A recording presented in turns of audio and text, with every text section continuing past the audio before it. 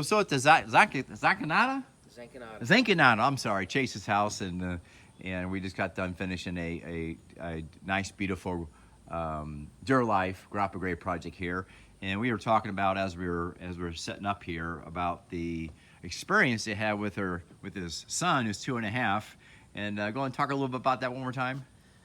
Well, just our old wood deck was just kind of questionable, the handrail, and we were always worried about the kids being out here and the dogs, and so we went with the Duralife aluminum powder coated handrail, so we wouldn't have any maintenance with it. And first week we had it, he fell against it pretty hard, and you know, the handrail held, and he healed up, and but again, we didn't have to worry now about them being out here, and it's just such a blessing to enjoy it more now without having the safety concerns we had with the old deck.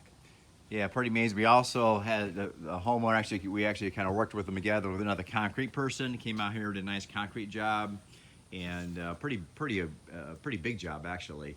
And then of course we have another job on the other side. We got the fleur-de-lis on the outside fascia. We got the post reps, Art Deco, our Art Deco division.